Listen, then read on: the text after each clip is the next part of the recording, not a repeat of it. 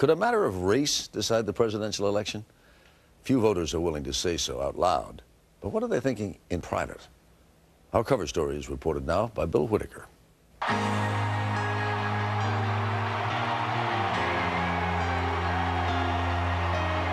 It's the vexing issue hiding in plain sight. Will there be some folks who probably don't vote for me because I'm black? Of course. Even as the economy seems to be in free fall, as Americans grapple with whether to vote for Barack Obama, the first African-American presidential nominee, or his Republican opponent, John McCain, it's a decision unavoidably colored by race, whether we like it, whether we admit it or not. I think it shouldn't influence the way people vote, but I'm sure it does. It's not going to be as much of an influence as people think. And there's a lot of people that just aren't ready. Barack Obama, the son of a white American mother and a black father from Kenya, says his race is not an issue for him. I self-identify as African American. That's how I'm treated, and that's how I'm viewed, and I'm proud of it. But his race is an issue for some Americans. I don't want to sound prejudiced or anything, but for one, I don't want to vote for a colored man to be our president. Let's go change the world.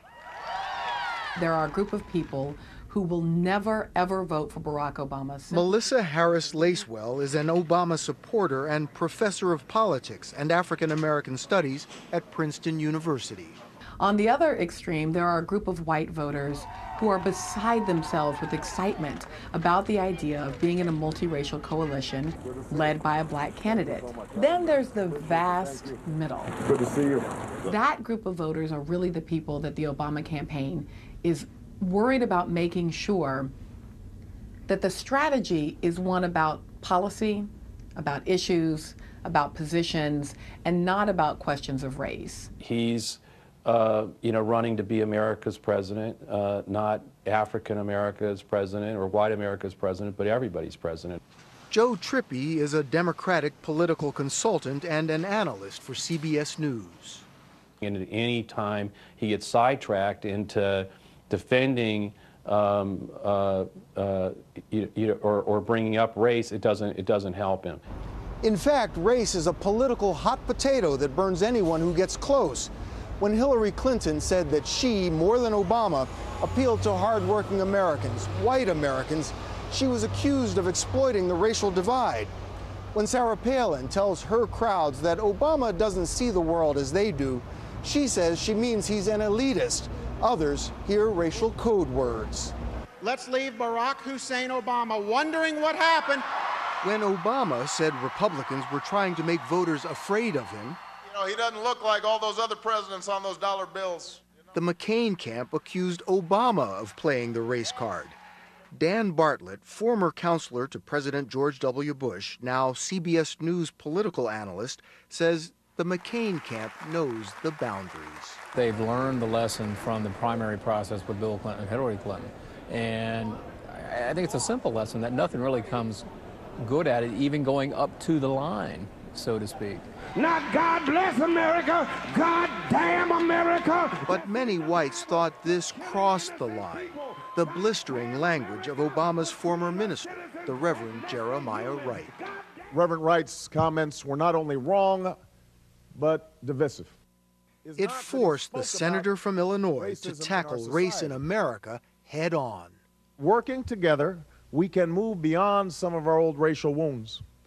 But that might be easier said than done. For 10 years, University of Washington social psychologist Anthony Greenwald has been studying implicit bias or unconscious attitudes. They don't control behavior, but they lurk in all of us. Greenwald teases them out of the mind's deep recesses with this test, measuring rapid responses to flashing images.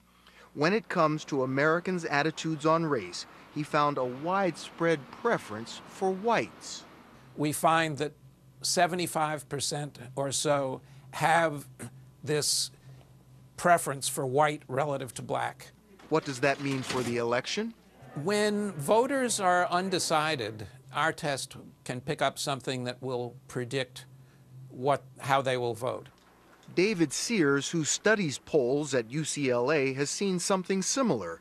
He calls it racial resentment, the belief of some whites that blacks complain too much, don't try hard enough, attitudes they take into the voting booth. And it turns out to be one of the strongest predictors of preferences between Obama and McCain. I think there's reason to believe that Obama is not doing as well as a comparable white Democrat would do. Still, Obama is ahead in the polls. To Californians with long memories, it all sounds familiar. I'm proud of what we've done. When Los Angeles Mayor Tom Bradley ran for governor in 1982, it appeared he was certain to become California's first black chief executive.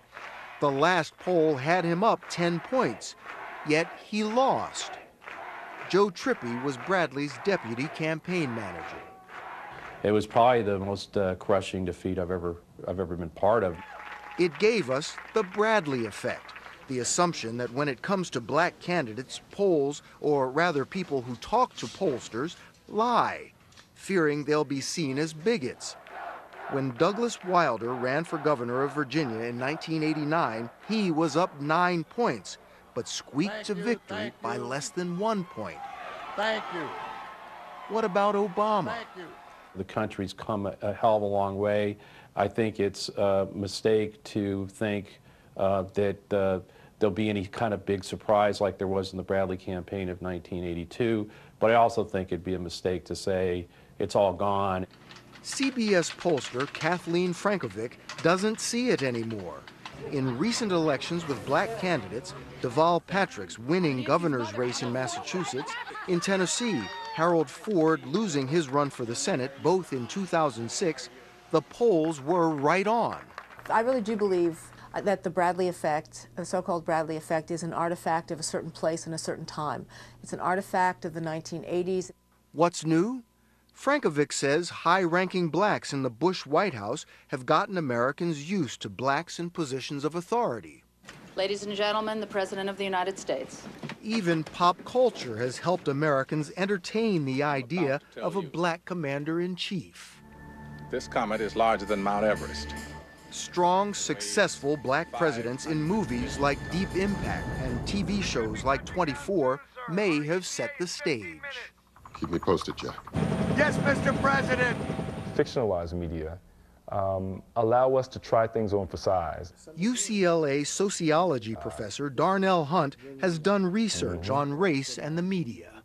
The media are pretty good at normalizing things. If people see it enough in the media, suddenly it seems like something that, yeah, this can happen. But this is the real world, with real-world issues, 2 foreign wars, the economy in deep crisis. He's black, and, you know, we've never had a black president. I hope that people will get past race and just figure out which one of these guys is would be the best candidate for this country. This should supersede race. Hard decisions in hard times.